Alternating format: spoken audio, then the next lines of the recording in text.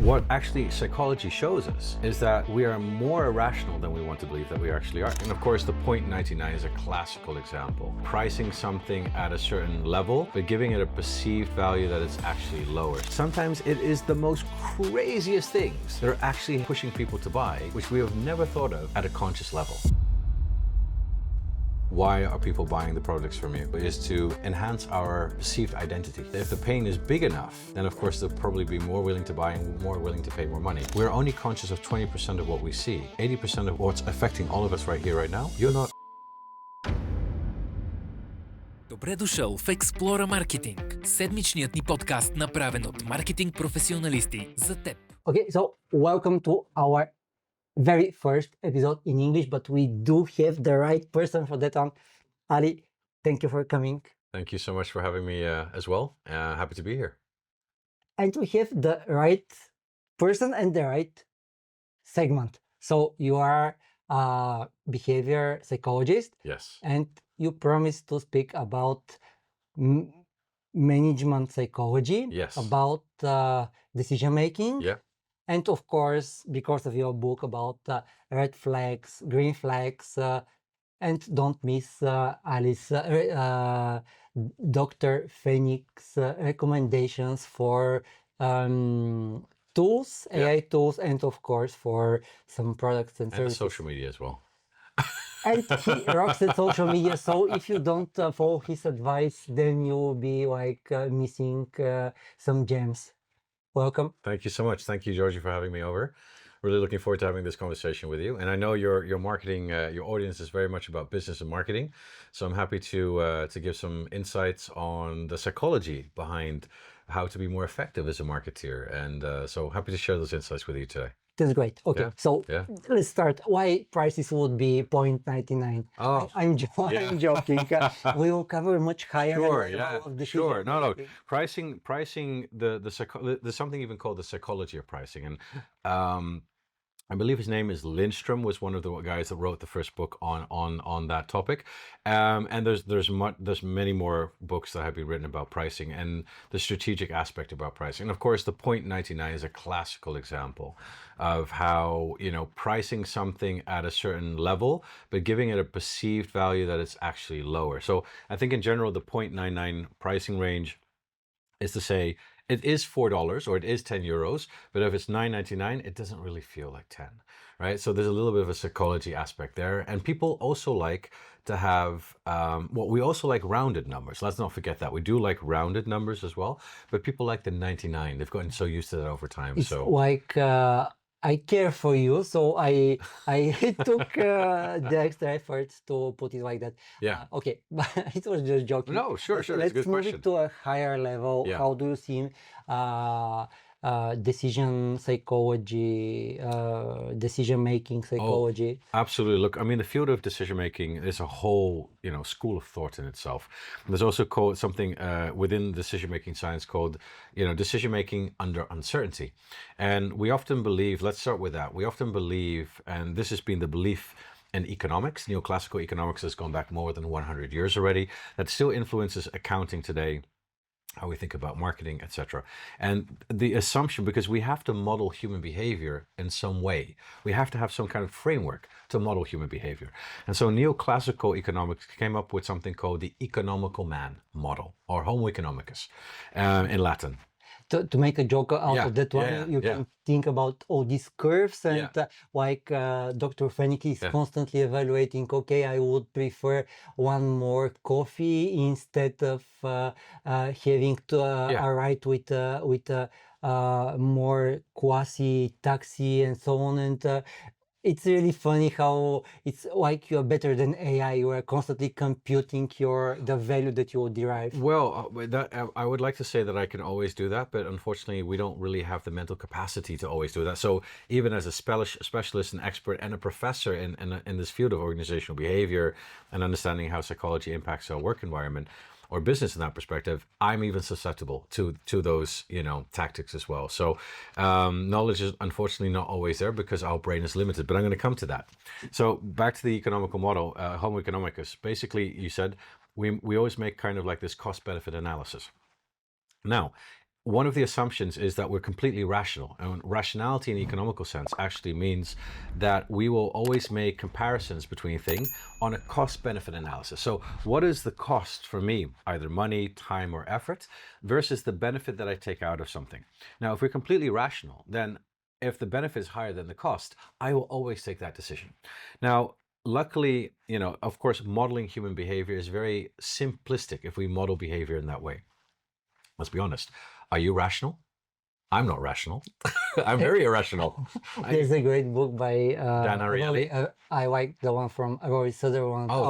Yes. And he says, actually, you're just rationalizing your decisions. Absolutely. Yeah. No, and that's a different type of rationalization. I'll come back to that a little bit later. That's why we have to give the definition to the word rationalization, because in economics or in cognitive psychology, it can mean two different things. So this is why I give you the economic description of what rationality means. So cost-benefit analysis, right? So if we were completely rational, we would not stay in a relationship that's not good for us anymore. If we were completely rational, we would not make the same mistake more than once. And if we were completely rational, we wouldn't stay in a job if we were unhappy in that job, right? But we're not. And what actually psychology shows us is that we are more irrational than we want to believe that we actually are. And actually, we're what Dan Ariely calls in his book, we're more predictably irrational. And so that gave birth to a field called behavioral economics. And then behavioral economics was this expansion of this rational model to say, there are so many different factors that influence your decision-making without you knowing that you're being influenced. And that's where the field of decision-making has grown significantly, to say when we make economical decisions, there are not just our own independent factors, but there are emotional, cognitive, psychological factors, social factors, environmental factors that are all influencing our decision-making, especially when we don't know when to make the decision, like how to make the decision.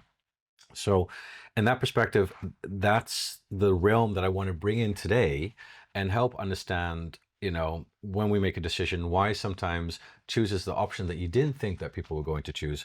But that fundamentally, I wanted to give the audience understanding of what is rational decision making, which doesn't really, it exists, but we're more as human beings, more irrational, and really having a deeper understanding of the irrationalities, the psychological drivers behind the behaviors.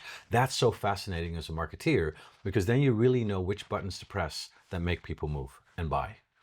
I do agree, and I especially enjoy the topic now. I used to be the academic tutor of a student of mine. She's working in London in one of the largest media companies. Yeah. But she chose the behavioral economics as a topic. But now I'm doing a PhD, and congratulations. my thesis is about the current user journey. Yes. And there, one of the key topics is that now you don't have that funnel. Rather you are by phases. And I really enjoyed the idea about knots, like decision notes. So I'm going for the cheapest solution, or I'm buying from the newest fashion collection, and then these nudges, these nudges that you as a business could do and apply to people. So this is my perspective. What's yours? Absolutely. First of all, I want to congratulate you with doing a PhD. I supervise doctoral candidates in their doctoral journey, and one of the first things that I always say to people that do a PhD: why the hell are you doing a PhD? Because there's so much suffering. Indeed. That goes along. So I just want to say to you, congratulate you. Stay on it, right? I know it's a hard journey, but stay on it. I just have to complete the thesis. Okay. Everything is already done. Don't underestimate it. That's sometimes the most hardest part, isn't it? Anyway, coming back to the nudging part. The nudging part is interesting because the nudging is often, we see it as a solution, as kind of like how to influence people's behaviors. But what people often don't realize is that nudging or choice architectures nudging in behavioral economics is actually the outcome of your investigation of why people are making, let's say, mistakes in their decision making. Like why there's a trash bin over there, but people throwing rubbish over here. Are they really that bad of a people, or are they just not paying attention, for example? And so when we have a problem, a situation, people are not buying, people walking past the store, we're making some kind of behavioral mistake. And so when we nudge people, we want to first kind of investigate the environment, specifically that environment. environment, because another environment could be very different factors of influencing the decision making. And then once you understand what we call context mapping and decision error understanding and mapping as well.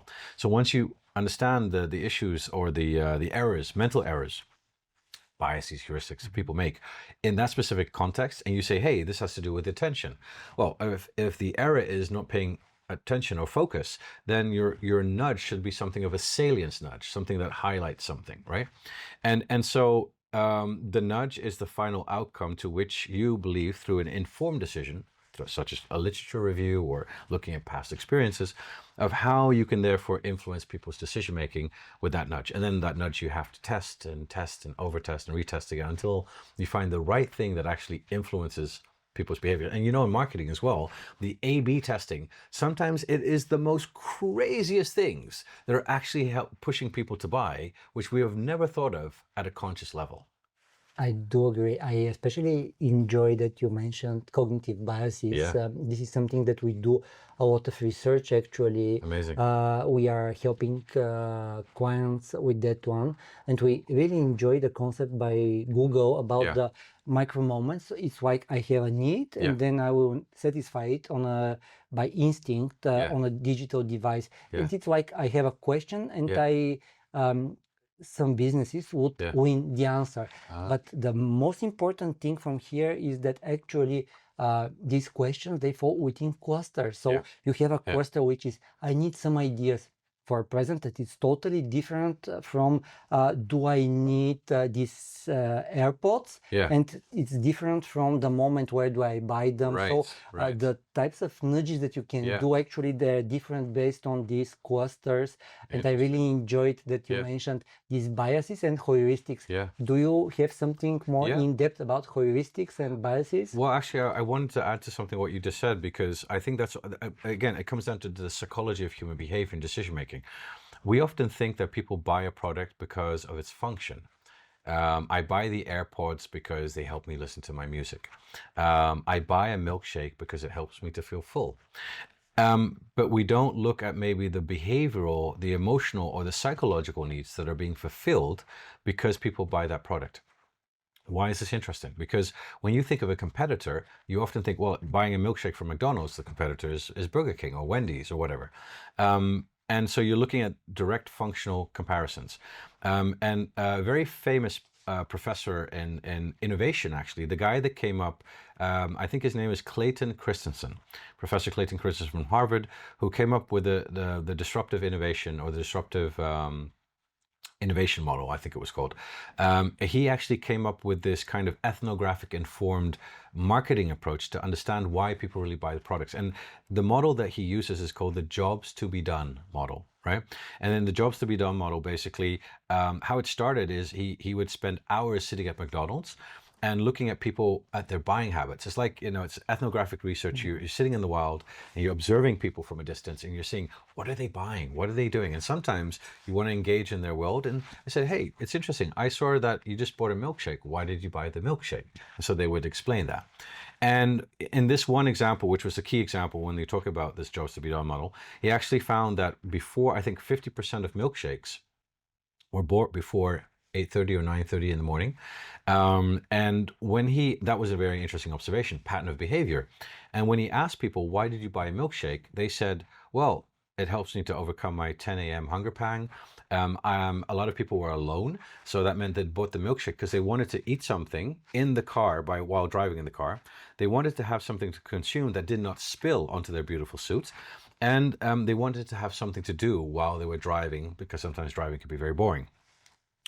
So the functional reason of why people use the product is it fills me up, tastes good, but the emotional and psychological reasons why people buy your product are much more deeper in that. And so once you understand that, then a bagel or a yogurt, a drink yogurt, or a banana could be your competitor.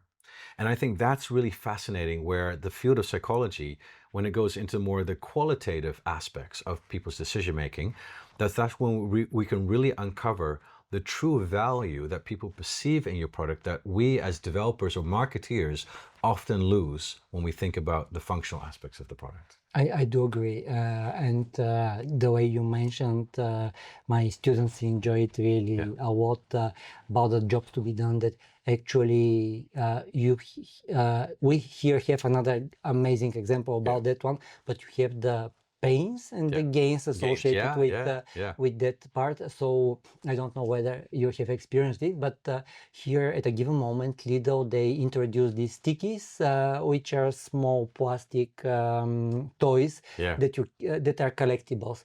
So the example that I'm giving is, and people really enjoy it, they have felt it. It's just within a week, everything changes because you are a parent and your kid comes after the kindergarten hours and says, Mom, I was the only one without a sticky. Your total life changes because it's not the functional part. You enjoy the promotions at another retail chain, or you really it's easier for you to go to that store. No, everything changes.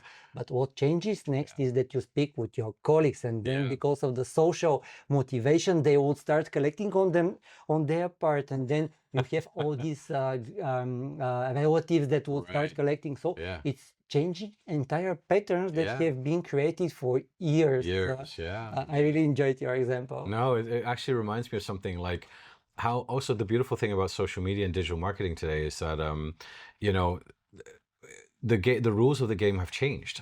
That means that, you know, before we had to invest so much money in above the line marketing strategies, and nowadays you can come up with a crazy video on TikTok and for something ridiculous, and you can become an overnight success or an overnight viral sensation. Think of the girl, right? Who sold the caps, or the nothing beats a Jet2 holiday. You can save £50 per person. that's £200 off for a family of 4. I mean, that stays in everybody's head. Did Jet2 ever expect that was going to happen? And everyone now thinks of Jet2 holiday. And when they hear the song, it's people are being conditioned with that. And what I love about today's world is these marketing gimmicks and opportunities, though they can be very conscious. Sometimes serendipity jumps in, you do something crazy and it just blows up. And I think that's the fun part about being a marketeer today, that you can just do something and it can just blow up totally if you're crazy enough to take a chance and do something, you know, unusual. What we have been covering most probably covers category heuristic. Yes. Do you have your professional wording of that one, your examples? It's because you mentioned the milkshake. I mentioned the repeat purchases from a retail chain. So every category would have its heuristics. Do you have any observations about that one? Maybe you can elaborate a little bit more. Heuristics in what kind of sense? Terms of the patterns that people would follow through, in terms of shortcut that they believe makes them successful. So they would be in e-commerce, people putting something in their basket and waiting for a kind of reduction. Or my favorite example is people checking on booking.com, finding a hotel and then calling the hotel and asking for a reduced price because they know that booking will take a huge amount of the revenue. Why people, for example, why they buy certain products is that there's more deeper level needs that sometimes they don't even realize themselves that that's driving their decision making. Of course, we buy products for multiple reasons. One reason, for example, is to enhance our perceived identity. So if we believe that we're a very sustainable person, we care about the environment, we want to buy products that further enhance that self-identity. So we will do green groceries, or we'll eat biological, we'll only drive electric cars. And I'm just smiling because one of the very famous examples in marketing is not only you bought something that is eco-friendly, but we gave it with a sticker for you so that you can show to everybody. Exactly. It's signaling. It really is signaling to the outer world, this is me. And we want to do things that signal our identity outwards. The clothes that we wear, the way that we dress, the way that we even get a haircut, all of those things signal something about us. So one way I would say is we buy things that further enhance our personal identity.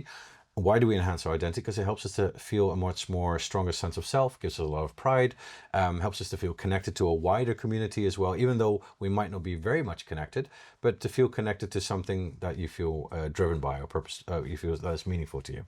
Another thing that drive people's behaviors. И понеже наистина навлязохме вече в детайли, ето и нашите съвети как този подкаст да ти е най-полезен. Първо, виж анотацията. Хареса си част от историите, може да не са всички, които да можеш да дискутираш с екипа и да тестваш кои можеш да приложиш в следващите няколко седмици до няколко месеца. Отбележи си 3 неща, които са ти много полезни, може би ще искаш да чуеш отново и най-важното, формирай implementation intent. Какво ще тестваш, кога, как ще разбереш, че си валидирал и, разбира се, както Ванката много обича да казва, ще скалираш. И ако нещо случайно ти е нужно да бъде дообяснено или разказано, споделено на по-човешки език, винаги можеш да ни пишеш. Coming back to the jobs to be done model, let's take, for example, a cooking show.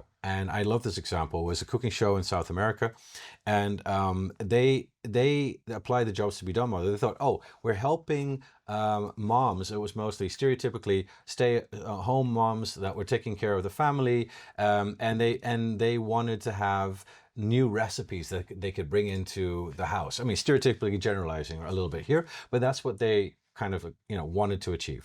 But they didn't realize that the reason why the moms were actually watching, because they had more emotional value, they felt, I want to be a better housewife, I want to be a better partner because I cook better. So of course you could almost kind of tap into that, but if you use the jobs to be done model to understand the psychology behind it, you could add more to your show, product placements, upselling, and all those other categories that would further enhance that sense of psychological need fulfillment, not only through the food, but in other kind of adjacent products that you could or services that you could provide. And I think that's where the psychology and the heuristics come in. Once we have a deeper understanding of consumer psychology, we can do so much more with that. I really enjoyed that one, and moving a step further on what you mentioned, there's a great book, The Power of Habit by Charles Duhigg, and he would give a lot of examples from marketing products. You mentioned that people do not always realize about a kind of their need or something that is a pain for them.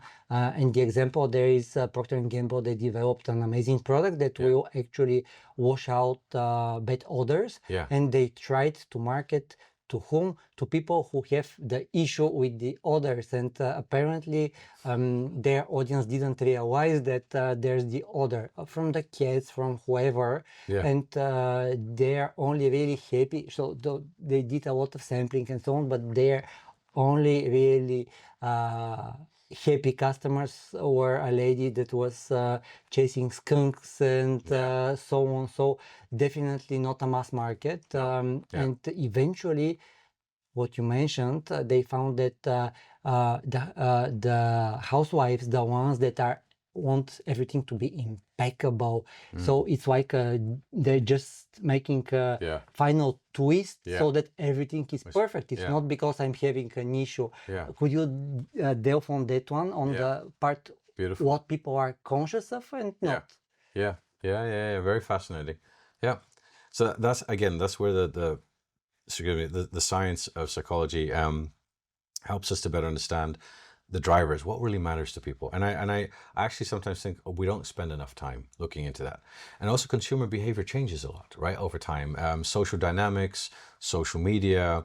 I think we live in a world that's so rapidly changing that we have to continuously reassess and retest our initial assumptions about why people buy our products, why people want to be a client from you. Because the reason why they started could not be the reason why they stay with you over time. And I think we don't spend enough time trying to reevaluate that, especially in today's world. Also in the digital world as well, right? Things change. So I think that's something to also bring in as a toolkit as well. Agreed. Yeah. A lot of marketing people would agitate the pain. You mentioned about that one. Yeah. So are there some practices that you, moving to the green flags and red flags, are there some practices that are working and are on the, you would call them almost dark or unethical? Unethical is the right word. So in terms of agitating the pain or really showcasing the gain for people? Yeah, I mean, look, the motivating people to buy products and I mean, again, buying products. I mean, the bigger need is, why are people buying the products from you?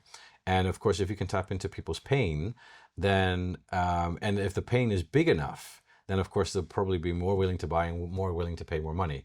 That's where, for example, the beachhead market example comes in, right? Try to find out that 1% that has the biggest pain point and adapt your product to the 1%. And then once you make money from the 1%, then you move to your second adjacent market and your third segment and fourth segment, and you start building that out. That's more about, because the needs and the values and the pains are very different from one to another. But your question was more along the lines of, how do I create bigger pain in somebody else so that they buy the product even more? Yeah, that's a good question. I mean, I think some companies do that, and they do that intentionally. I can't come up with any examples right now. I need to think about that for a second. But I think it's an interesting idea, right? Creating more pain so that people... Do you have any ideas that come up with that? Well, I'm a bit brain dead after all of these interviews today. You're really a rock star. I will ask you later. I've got another coffee here, right? Okay. Yeah. Let's take some more coffee. That's a good question, though. It's like, how do you... people in marketing would call it agitating the pain. It's like, do you agree that you have such a pain? And then they will say, do you realize how strong that pain is? So that was my part. So as far as I know, there would be people who would be actually goal-driven, and they would be oriented towards something, and some people who would be more adverse to something, so they would like to avoid some consequences. I believe that this is a key part of the decision making. No, it is very much so. And actually, I'm not, the funny thing is here, I as a behavioral psychologist, I'm not political, but the first thing that comes to my mind is a political example. And it's, for example, when, the rhetoric in the political sphere always changes, right? It goes from, for example, liberal to central to far right and populism. And we currently live in a world, and the zeitgeist today is very much, it's kind of becoming more populist. It's becoming more right wing. It's becoming more, that's kind of the rhetoric, right? And so all of a sudden, I don't know, maybe it's just my observation, but now the topic of immigration has become such a huge thing in Europe. In my perception, it was not a very big thing. But of course, political parties that are very populist will start to play on the theme of immigration. And then before you know it, it becomes a pain for people. Whereas 10 years ago, it wasn't that much of a pain. And the question is, sometimes when you try to be objective, is it really that much of a problem, or is it just created and perceived that way? So when we think about creating pains that way, that was honestly the first thing that came to mind, is that we can create rhetorics and issues going with the times, let's say, and then people will start to see that as a big problem, and then it is a problem. And that's what I find so fascinating about human behavior, is that, we are so influenceable as human beings. This brings me to the concept of free will. One thing that I've learned over many years as a behavioral scientist is that I believe we have free will, but I believe our free will is much more less than we actually believe it is. And that has to do with the fact that there's so many factors that influence our decision making on the day-to-day. The food that you buy, the clothes that you wear, the things that you watch online.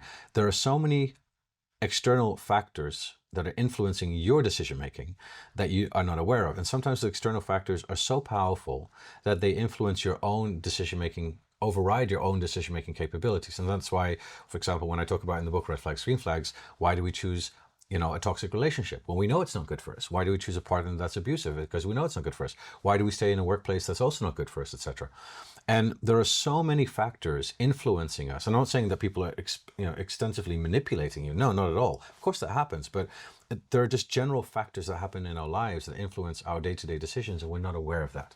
And that's where I think that the field of psychology comes in, because the more you are aware of potential external psychological factors that influence your individual decision-making, or group consensus, for example, then you can be more aware of why you make certain decisions, and also you can take more control over your own decisions and be more informed or more reflective about your decisions. So I know I've said a lot right now, but I kind of feel that it's all very to the point that it's moving us right to the framing topic. Something that we discussed with you actually, that it's something that you would do in your mind, and it will cognitively help you, and of course red flags, green flags would be a very good framing model. Absolutely.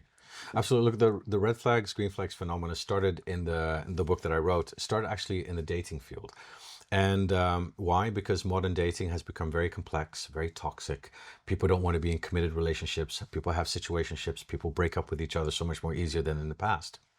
And so people who are dating in today's world are really frustrated. They're like, I'm putting so much time into this person, and they're just gaslighting me. They're using me. They have multiple partners. I want something more long-term. And so that's why the red flags, green flags, phenomena started, because people wanted to have indicators of what's healthy, unhealthy behaviors. Now, of course, we know abuse and gaslighting are typical, and manipulation are clear red flags. Would you elaborate what gaslighting is? So that absolutely. So gaslighting is where someone tells you that what you're telling me is not true. They're twisting your reality or trying to influence your. So even though someone says or cheats on you, and then you said, hey, I know that you cheated on me, and then they will manipulate your perception of reality and say, no, you're crazy. That's not true. It's always you complaining about it. So gaslighting is a technique it's abusive technique, psychologically, to distort your sense of reality. And if you get gaslit too much, you eventually start to gaslight yourself. You start to actually not believe anymore what you're experiencing. And that is an abusive behavior, which has severe detrimental effects to people's mental health and also to their behavior. Thank you. Going back to the topic. Yeah, going back to the topic. So we were talking about the dating part, how it's really very complex. Oh yes, exactly that. So it's become very complex in that perspective, and so that's why the red flags and green flags phenomena just kind of came, and people wanted quick answers. Now again, I counter argue myself, because when we make quick decisions about stuff, sometimes we're not critically thinking about the situation. So to give the clear red and green flag behaviors, and also in today's modern world, because the world's changed so much, that's where the book comes in. But the book also acknowledges that sometimes we need to not make a quick decision, and we need to put the brakes on and say, let's take a break. Let's reflect on what's really happening to us. Because if I see a red flag in you, maybe it's an indicator that it's actually a red flag in me. And so red and green are not just only labels, but they're also processes, like mental models, to help you improve your thinking. So red stands for reflect, engage, and decide. Reflect on the problem. Why do I see this as a red flag? Am I the red flag? Am I the drama? Or is it truly you a drama? Or maybe I need to look at more patterns of behavior. And then you engage with it to investigate, and then you decide. So red is to help you make better decisions when things don't feel right. And the green stands for genuine, reliable, empathetic, elevating, and nurturing. And those are characteristics that we want to evaluate in people. So if people help you, lift you up, make you feel good, protect you, support you, help you grow, those behaviors you want to see more of. And now sometimes our green behaviors can sometimes help people change their red flag behaviors as well. But that's a different story in itself. So that's why I wrote the book, to help people understand the different, let's say, red flags in different domains of people's relationships, but also to help them to improve the way they engage with other people. So that's more on the book side of the red flags. On the book side, to give people a feeling of being insiders. Yesterday, there was a wine tasting event once again under the umbrella of the frame of red flags and green flags. Green flags. Can you elaborate on that one? Yeah, so what we did was we had we tasted 4 different wines.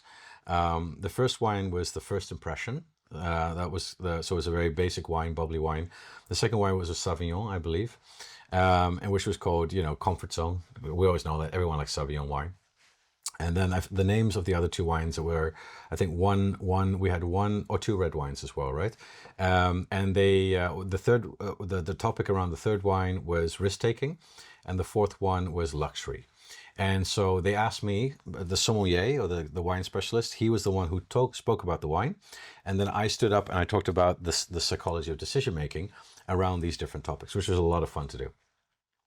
Yeah. So are there any applicable approaches to because you mentioned the Earth model, are there any hints that you could give in terms of applying the model to a decision like picking wine or deciding which telecom carrier to use or whatever? Yeah, look, we spoke about so many different examples, but I'll keep it on the lines of decision making. Now, one of the things that I spoke about is that sometimes too much choice is not good. So you can have, let's say, 7 different wines, and sometimes that feels like a choice overload. And sometimes having less choice is actually a better. How much would you go for? Well, there's one study, I'm just going to recite existing studies. There's one study where they wanted to test if testing and buying, if there was any relationship in terms of amount. So in one study, they had one group where people were offered 24, it was jam testing. So they offered people 24 different jams to taste. And then they wanted to see how many people would buy it. Now, standard economics, Homo Economicus model says, if we have more, we'll be happier. Behavioral economics shows us something different. So the more options I give you, the more happier, probably the more you're going to buy. Now, what they found in this case, when you had 24 samples versus 6 samples to test, people tested more samples but bought less. When people were offered 6 samples to test, people now bought more and test less. So it just shows us that more choice doesn't always lead to better outcomes. So that was one example. Another example that I gave was talking about the first impression, how and we related not so much to the wine, but we related it to people. And when we see somebody for the first time, meet somebody for the first time, we often make a quick decision within the first couple of seconds. Either we like the person, don't like the person. There's something that we judge them on. And what's scary about that is that these first impressions, cognitive science shows us that they're lasting for months. Even if the behavior remains exactly the same, that initial first impression can not change your overall evaluation of that person 3 months down the road. And there's various studies that show that. So what does this mean? This means that you need to script. You need to think about how you're going to make your first impression when you meet somebody. The way you dress, the way you look. One of the biggest factors of influence is context. Yeah, your voice is context. Your eyes, your handshake, your body language, your energy, all of that is context. And if you give a presentation, one of my tips that I always give, rehearse the first 2 minutes. Like nothing else. If you don't need to remember anything else, rehearse the first 2 minutes. Script it, stand in front of a mirror, know what you're going to say, play with your intonation, because people will already make a judgment, form a judgment about you, even within the first 30 seconds. I would argue that these are 30 seconds. Yeah. Studies have actually found brought it down to 11 seconds or even less than that. There was an amazing study of most of you have heard about it, where they gave recordings of students, of professors, and they asked them, how do you feel? Would you like that professor at the end of the semester?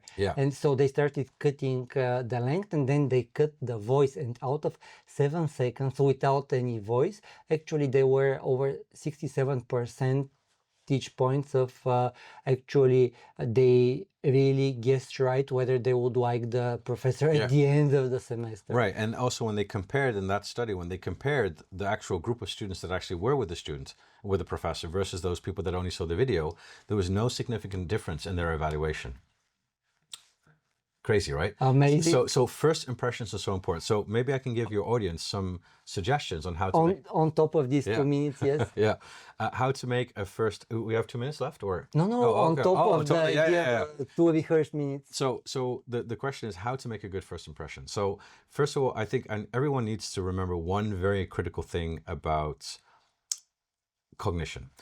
People don't remember what you say, people remember how you make them feel. I'll repeat that again. So people don't remember what you say, people remember how you make them feel. And if you want to make a lasting impression, you need to connect them emotionally. So using a bit of humor sometimes is a great way to last a lasting impression.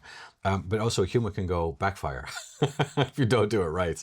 So humor, emotional connect, so sharing something personal about yourself, being vulnerable, being authentically you, showing up as your true self, or similarities. When somebody comes into the room, they don't know who you are, and you say to them, how many people like coffee? Do you like coffee? You like coffee? For sushi? Then immediately you've created a connection unconsciously with somebody else. It's like, oh, hey, that's someone similar as like me. If you are similar like me, I trust you. I want to be connected to you. And so these subtleties you can apply strategically, not only in your first encounters, but you can also apply this in your products, in your services, in your marketing. So this is where the cognitive and social sciences help to better understand how you can become a better marketeer, how you can sell better, and how can you influence people's decision making. I really enjoyed that one. Can we add a third element, which would be the storytelling? Yes, yeah. Because you mentioned the context. Actually, I do believe that a story gives you the context. 100%. Who, what, when, why, when they did it. So obviously, a good story would give you the feeling. And because you mentioned behavioral economics, and there are really a lot of anchors in terms of numbers. We have an episode with Nicole Rachner. He's doing amazing things about planting trees and so on. And all his social media posts, we will go to yours as well, would be numerical storytelling. The trip started at 4:31. We drove for 500 kilometers. Then we went to a city. We gave free of charge to 1,000 people, 5,000 trees, and so on. So he would. It's wow. Okay, I got it. Do you have your approaches for a good story? Look, psychologically, let me explain why storytelling is so powerful. Look, in the thousands of years that we exist as human species and we communicate with each other, we didn't have WhatsApp 10,000 years ago, right? Maybe some writings on wall. Even 100 years ago, we had maybe a bird or a pigeon that could deliver a message, but most of the messaging was done through storytelling. And so, a way of delivering a message to someone would be done through story. So from an evolutionary perspective, cognitively, our minds are attuned to storytelling. Now, when you give people facts or words, they're just words. But when you tell a story with words and with images, people imagine stuff. So you're tapping not into your rational brain, you're tapping into your emotional brain. You're tapping into the envisioning aspect of your life, which you can buy into people's own aspirations and own feelings. And so you can have a product. And this is why this storytelling is so important. It's relatable. People envision things with it. You can tap into much more deeper psychology than just the functional aspects of it itself. Here you can have, like, for example, an app that's for anti-bullying, right? Anti-bullying app that you can be potentially use. And I want you to buy the app. Or I want you to invest in my app. That's very functional. And otherwise, in the other scenario, you can come in and you can show a picture of a young girl, 8 years old, and she's crying. And then you come in, you start the presentation, you say, ladies and gentlemen, I want you to meet Sarah. Sarah is 8 years old. As you can see, she's very emotional, she's crying, and she just came back from school where she was bullied for the 3rd time this week. Now, Sarah is one of 800,000 kids around the world, or in the UK, that are being bullied on a weekly basis. Now, this not only has significant impact to her mental health and well-being, but up to so many kids commit suicide a year because of bullying at school. And that's why we want to solve this problem. How? X, Y, and Z. Do you feel it? I can see you. Obviously. I can see you emotionally reacting to the story that I'm telling you. And so that's kind of, you can envision the story while I tell you that. And it has such a huge psychological impact. So storytelling by far, and the techniques around it are something that I believe every single manager, business leader, and especially marketeer should be able to use. Yeah. That's a great, an amazing example that you gave to us. Okay. Yeah. So, because you're really so successful in positioning yourself as a Yeah. professional in terms of scaling, in terms of creating content, and you're using a lot of AI tools, Yeah. please make us a little bit more insiders. to that You one. want some of my hidden strategies? Good. No, I'm happy to share them. Look, I've been on social media for close to, it's coming into my 5th year soon, so like 4.5 years now. And I'm a professor, you know. I didn't expect to become, I'm a psychologist. I didn't want to become famous on social media. It just happened by accident, but it happened because I had really good intentions about what I wanted to do. I wanted to kind of reach more people. You know, we always have this purpose, like you want to make the world a better place. And sometimes reaching people in a classroom is great, but could you reach people further? Anyway, the shorter version of the story is that I eventually got onto social media for research purposes. And people said to me, Ali, you've got a fun personality. You know, you're not like other professors. Why don't you go out there and, you know, do your thing and reach people? And so I realized that online, you reach people in a way that is not the same like you do in a classroom. Traditional talking is nice, but not everyone reaches people that way. And there's a huge market out there that doesn't want to listen to voice, doesn't want to be entertained. And when it comes to psychology, I mean, if you look at psychology content, it's very boring, it's dull, it's very sad, soppy. So I wanted to do something new. So I thought, okay, I can position myself online. I understood my competitors, so I applied all the marketing tools. So before I got online, 2 weeks, I did my marketing. I did my marketing research. I said, who are other psychologists? Who are other behavioral scientists? Who are other relationship specialists? Who are in the field of mental health? And who is my competition? So when I looked at my competition, I said, hey, the majority of people in my field are women. There's very little men. That's already a very unique positioning in itself. Number two, people deliver the message in the same way. They're all very serious. And I thought maybe I could, humor is a great way to help people to accept things about themselves. And so I thought maybe humor is a great way. You have to watch out with that as well. But delivering a softer landing, that was kind of the key conclusion I wanted to do. Instead of bringing something, oh, this is abusive, oh, this is not good. That's sometimes a little too much to carry on social media, especially when people are flipping through their mobile phones. So I thought humor, soft landing, engaging approach, or also sometimes witty approach, because my initial viral videos were what I called my 8 words of wisdom. So it'd be Dr. Ali or Doctor, I have this question, da da da da, and I would answer the question. But I would do that in 8 words that was so impactful. And that's where my thinking had to go into. And sometimes it would take me days to come up with an answer for an answer. It was not AI helping you? No. We didn't even have ChatGPT then at that time, So even I've tried AI sometimes and it doesn't come up with the answer. I mean, that's where your uniqueness comes in.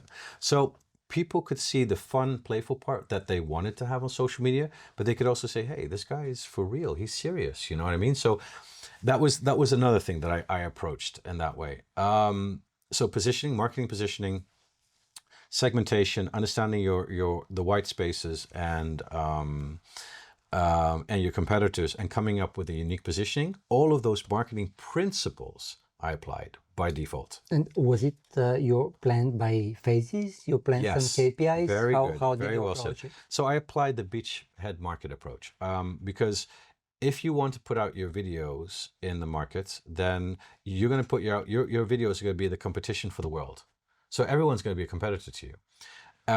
So my approach was start small, start with the beachhead, start with something very specific, and only focus on one market that you don't think that everyone's going to look at. And then start there, build traction, because how algorithms work, they work on traction basis. So if you reach a certain threshold, then they push you to the next threshold, and they push you to the next threshold. So I applied that tactic. And for the first 2-3 months, I started with a niche, and then my videos blew up and I went only mainstream. And that was one of my key success factors. And again, it was innovation And you were principles. astonished that it happened so quickly or not? I believe that applying science in this case helped me, I mean, I'm a data-driven person. The Red Flags, Green Flags book, the 24 chapters were based on my most viral content. So the topics that I chose for my book were the videos that went viral on TikTok, on Instagram, on Facebook. I knew that those were topics that people around the world found interesting. It was not what I believed people wanted to hear, People told me what they wanted to hear. So of course I took those 24 chapters, topics, and I went so much more deeper into them. And I provided the psychological lens. I provided those different perspectives and stuff like that to that. So again, you can see I've got a very data-driven, even though I'm a psychologist, I've got a very data-driven approach. And I've applied frameworks and principles to my success, especially innovation principles and marketing principles. Sounds really amazing. And then becoming even more insiders in your process, how long would it take? It's like 90% thinking about the concept, 5% creation, and then 4% editing, and 1% distribution. How would you typically approach it? I wouldn't even do it that complex. No, I would say don't go for the waterfall approach. Go for just trial and error. Learn fast, and this is where the lean principles come into place. Fail fast, learn fast. That's it. Go out there, make mistakes, learn from your mistakes. Delete those videos that are not good. Try. Taking a lot of notes today. Yeah. This is Vicky behind the scenes. So the key thing is to try, but be lean. Don't think about things too much, because some things, like I said at the beginning of today's podcast, some things we are not conscious of. So if you try to outsmart everything, it's not going to work, because we're only conscious of 20% of what we see. 80% of what's affecting all of us right here, right now, you're not conscious of. I know a lot about it. So therefore I can influence people in that perspective because I know more about it. But you're not conscious. Not everyone is conscious of that. So by having that insight that we're not conscious of all the things that are affecting us right now, decision-making, judgment, thinking, and etc., you also have to be humble enough to say, I can't always have the answer. So behavioral experimentation probably will give me a better result than rational decision-making. I do agree. What we enjoy saying is that marketing is all about assumptions. So you need really to validate. Okay, and then another sure, go ahead. question, because you're a psychologist and a behavior psychologist, and obviously you enjoy thinking about the algorithms. What would you say about the hooks? So what kind of hooks would work? What hooks are working for you? Hooks are interesting because, look, it's really important that really first 3 seconds of your video is absolutely important. Absolutely important. I actually had an example today. I was walking past a bookstore, and I didn't even realize it was a bookstore. And I walked past it, and from the angle that I walked to the bookstore, there's something called the 5-second test in marketing. Do you know it? Where you're a panel, and it's a website. It's like a usability testing platform, and you only get to see a platform for 5 seconds. And then they ask you, what do you believe this platform is? So you show the main page, and then people come up with a random stuff. They're like, oh, this is a porn site. Oh, this is not. It's a product site for whatever. But it's that first impression that actually influences people's decision-making moving forward and their evaluation of you. Interesting enough, first impressions. It only takes us 1/15 of a second to evaluate a website. We're talking about a couple of seconds for people. 1/15 of a second for a website. Why? Because it's an emotional reaction first, rationalization happening later. It's like kind of what's the multiple choice question? And they always say, go with your gut feeling because something knows about what the right answer is. Anyway, something similar like that. And so I walked past this bookstore, and then the only thing I saw was non-stop. So I thought, non-stop. Dark Alley Inn. Is that an erotic way? Like an erotic store we have in Amsterdam or whatever. And like non-stop. It was non-stop tobacco smoking. But then you walk into the bookstore, you go inside, and there's a bookstore, and it's beautiful. It's beautiful. It's like stunning. But that initial entry point gave me such a different impression that I would have, for years, walked past that place. So hooks, in that perspective, are extremely important. So getting the hook right, either the visualization, the first impression, and the first 3 seconds, you need to test on a regular basis, and then find out what works. Now, you want me to give you some examples. So some very popular examples of hooks online are, I'm going to share something with you that you didn't know. Say that in the first 3 seconds, because curiosity killed the cat, but satisfaction brought it back. So of course you want to know what's going to happen. Here are my 5 tips. Here are my 5 tips on how to solve this one issue. The last one is the best one. So of course you get people to watch till the end. Again, there's so many hooks that you could try, but it really is sometimes the hook that fits best with your audience. So you mentioned in an amazing fashion, and I really enjoyed seeing the 4 types of cognitive biases, and then moving even deeper. It was a really amazing deep dive. Now is the time for you to recommend some products, services up to 100 euros. Yeah. It could be a subscription, it could be a one-time purchase. Interesting. Of course, you can recommend your products. Well, I want to give people some product to think, okay, I have an online community that talks about all about psychology of influence. And I'm running, it's like we have weekly classes online, just tips and stuff like that. And people only pay 40 euros a month to have access to me. University students pay up to 100,000 euros a year to get access. So I wanted to democratize education and insights. That's why I created this community as a way to educate people on the psychology of things. And they would have pre-recorded videos and live online sessions. Yes, pre-recorded tools, live sessions with me on Zoom, so they can interact with me like in a normal classroom. Also, community of like-minded people, and I also talk about red flags and green flags, and talk about relationships. But I focus mainly on the applied psychology. Or one of the classes that I do is called the psychology of advancing your career success. It's really fascinating, and I not only on the sales side, but also on many different sides as well. So if I could make a personal marketing moment, that would be one. But you deserve it, definitely. Thank you. I think a product that I would recommend under $100. Wow, there's so many products I could recommend to people.